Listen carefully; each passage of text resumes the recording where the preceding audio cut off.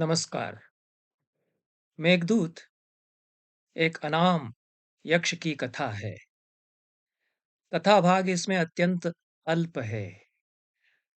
आरंभ के 5 श्लोकों में कुल इतना बताया है कि कोई यक्ष था। कुबेर के शाप से वह रामगिरी पर्वत पर आकर रहने लगा।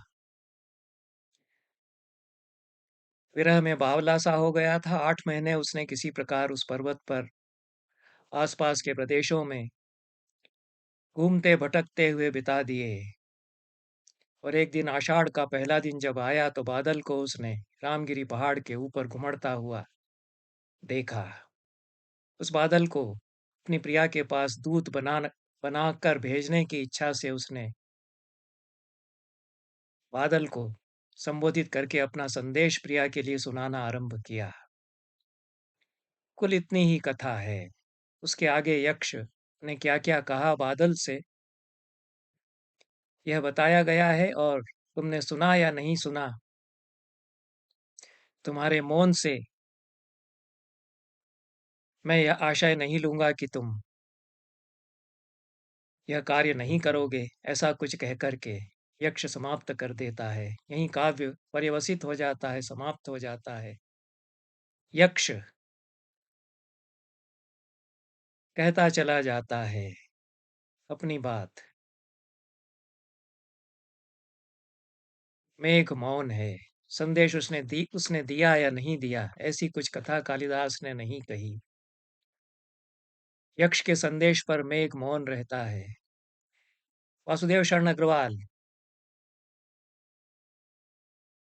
इसकी व्याख्या करते हुए कहते हैं, जिस कवि ने मेघ के विराट स्वरूप को भली प्रकार समझ लिया था, उसी के निकट मेघ के मौन में भी संदेश कथन की सामर्थ्य है। उसके लिए मेघ सारी प्रकृति का कामरूप पुरुष है। मेघदूत के भाव जगत में अनेक संसार समाये हुए हैं। एक आदि भौतिक जगत है जिसमें बावला विरही मेघ के आगे कुछ अपनी मनोव्यथा को कहने लगता है, यद्यपि वह अपने भीतर जानता है कि कोई नहीं सुन रहा है, न मेघ सुन रहा है। एक दूसरा स्तर है जिसमें सब कुछ चैतन्य हो जाता है। मेघ कामरूप पुरुष बन जाता है। सारी प्रकृति प्रकृति और पुरुष की लीला से जी उठती है। यह भी एक स्तर है। आरंभ कश्चित इस पद से किया है कालिदास ने।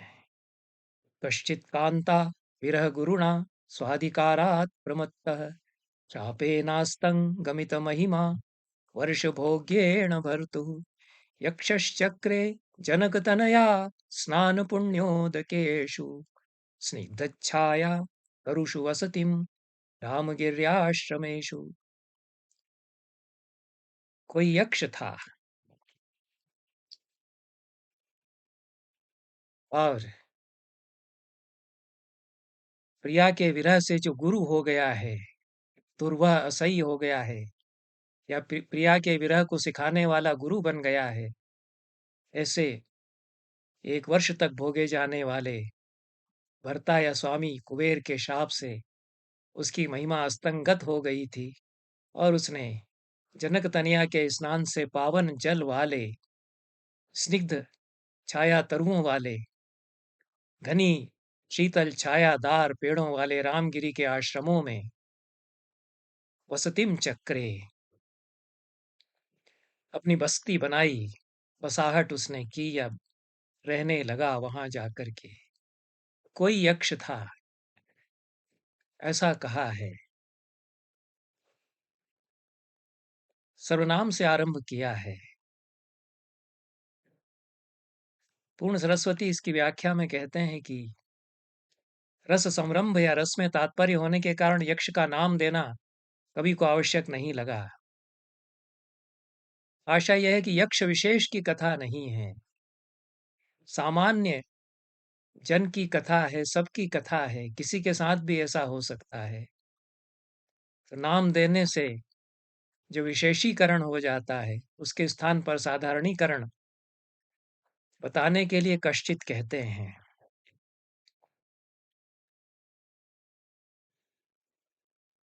पर दूसरा आशय जो पूर्ण सरस्वती लेते हैं, वो कहते हैं कि कम ब्रह्म खम ब्रह्म इत्यादि कोश वचनों के अनुसार ककार का प्रयोग परब्रह्म का वाचक है।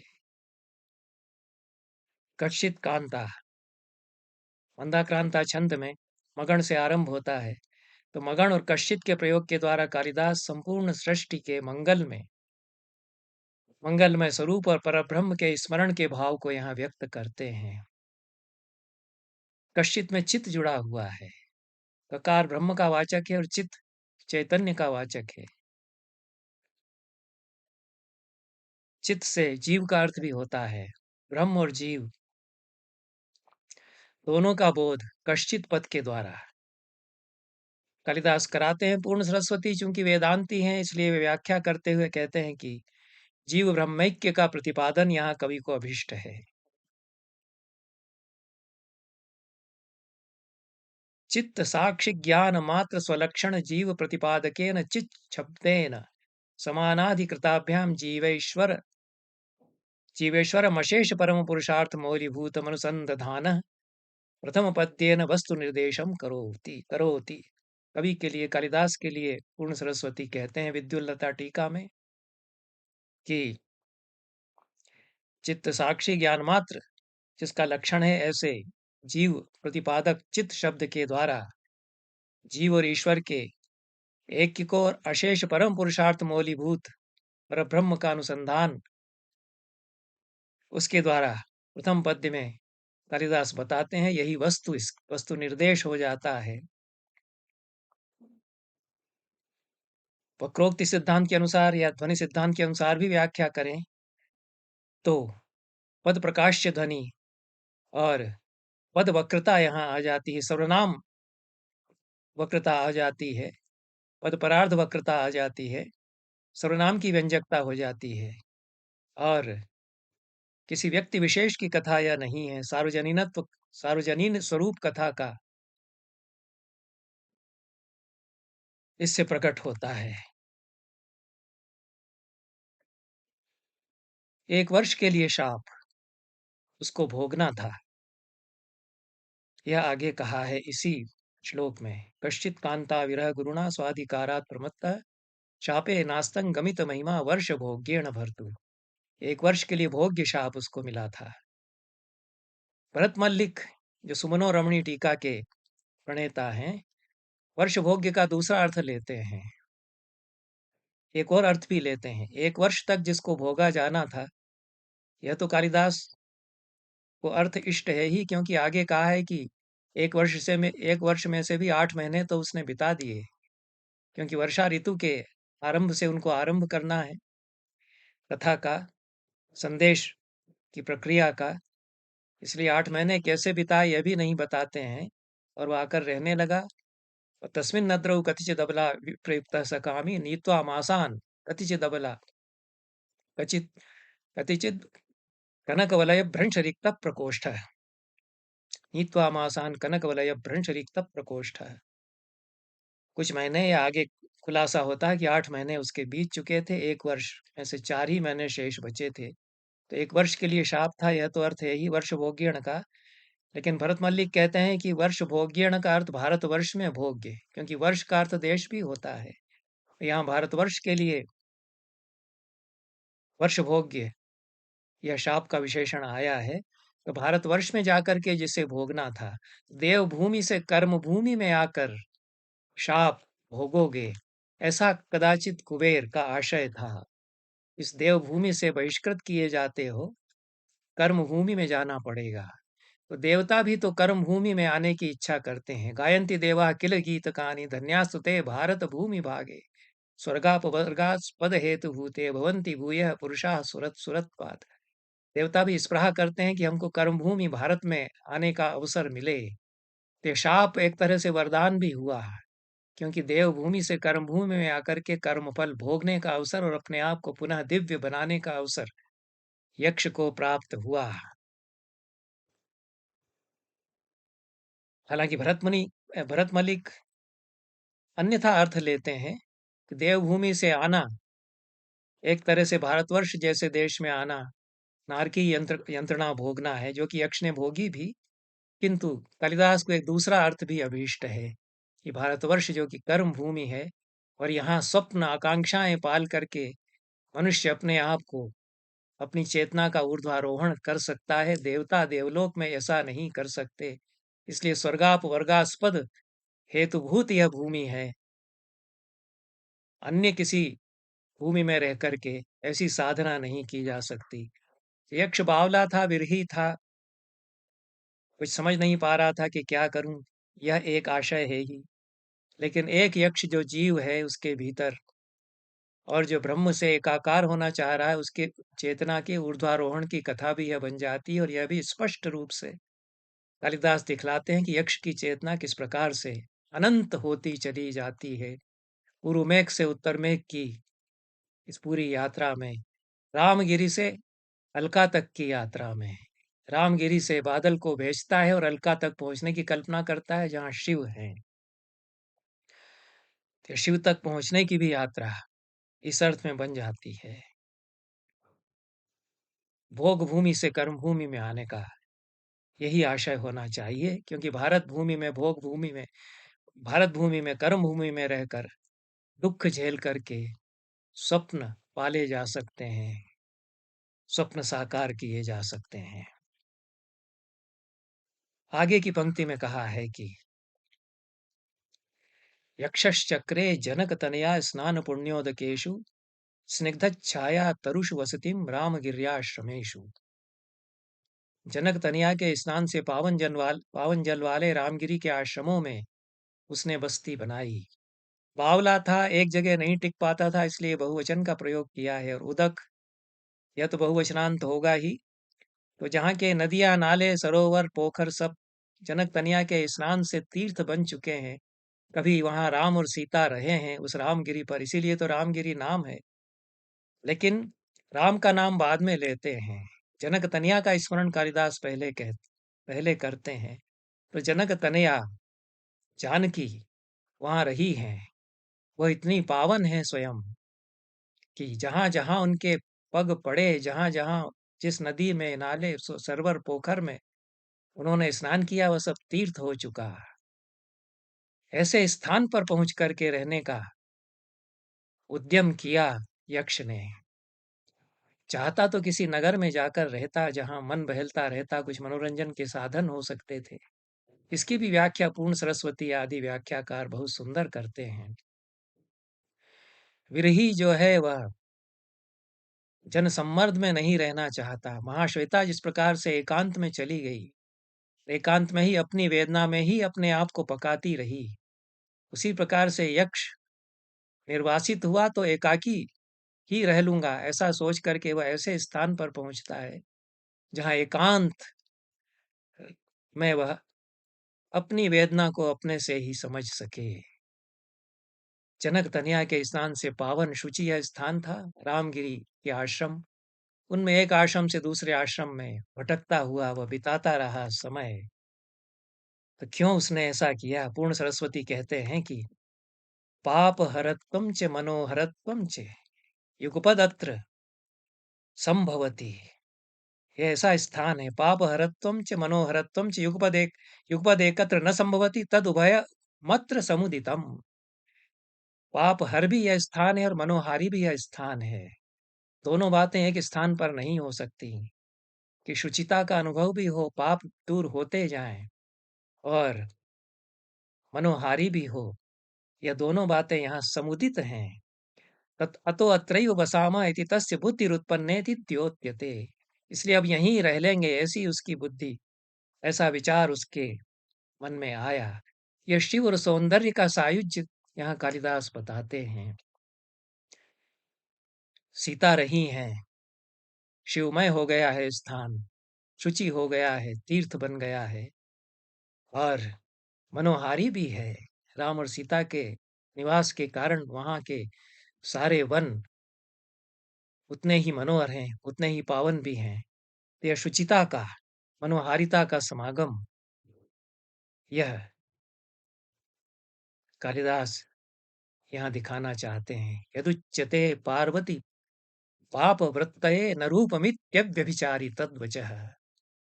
कुमार संभव में भी उन्होंने कह दिया कि रूप रूप नहीं रहता है यदि वह पाप से युक्त हो जाता है। सच्चा रूप पाप वृत्ति से सर्वथा मुक्त होता है। तो सच्ची मनोहारिता वही है जहाँ शुचिता पावनता भी होगी। शिव और सौंदर्य दोनों जहाँ एक साथ होंगे, वहीं सच्ची मनोहारिता और सच्चा सौंदर्य और सच्ची शुचिता भी होगी। टीकाकारों ने विचार किया है, पहले ही श्लोक में सीता का स्मरण किया और जनक तनया के स्नान से पावन है वहां के सारे जल, ऐसा कहा। और फिर रामगिरी पहाड़ वह था, राम और सीता वहां रहे थे वनवास के समय, ऐसा।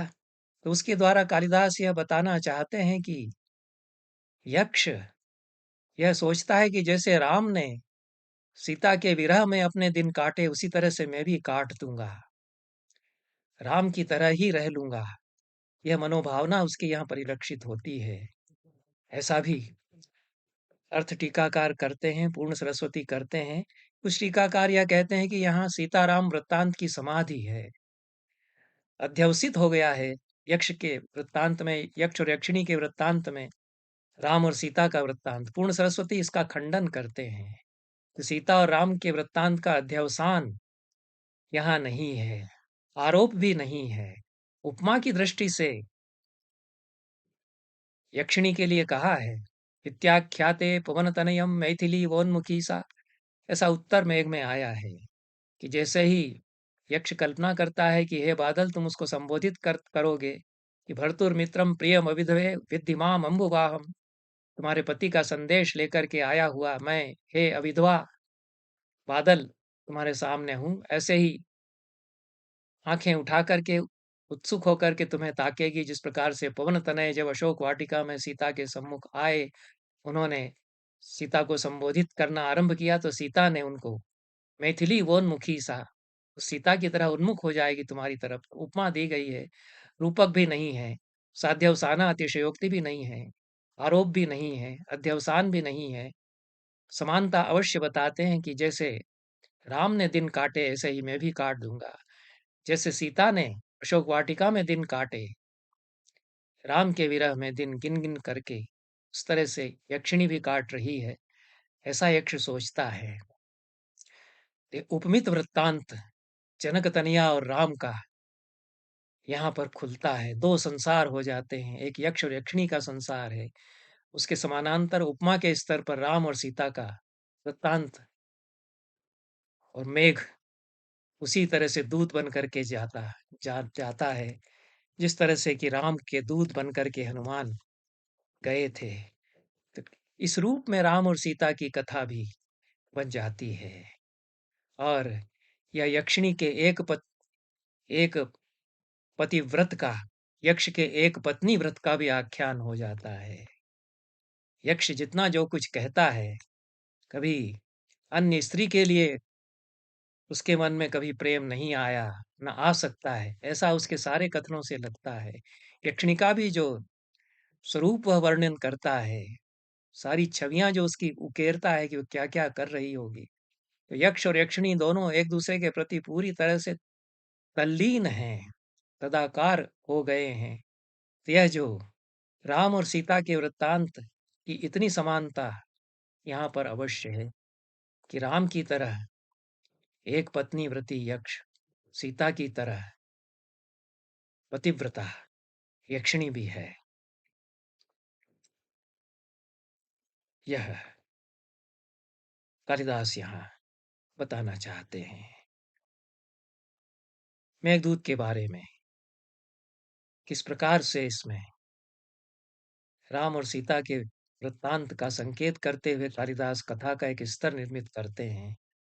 किस प्रकार से उस रामगिरी से मेघ उस अलका तक पहुंचता है जहां शिव हैं, और कैसे इस यात्रा का वर्णन करता हुआ यक्ष अपनी चेतना में और निखरता और निर्मल होता चला जाता है। इसका प्रतिपद्य संकेत कालिदास करते हैं। इस दृष्टि से यह निगमागम के समन्वय का भी आख्यान है और शिव सायुज्य का भी यह आख्यान है। आगे के पद्यों पर समय रहते हुए चर्चा करेंगे। बहुत बहुत धन्यवाद। नमस्कार।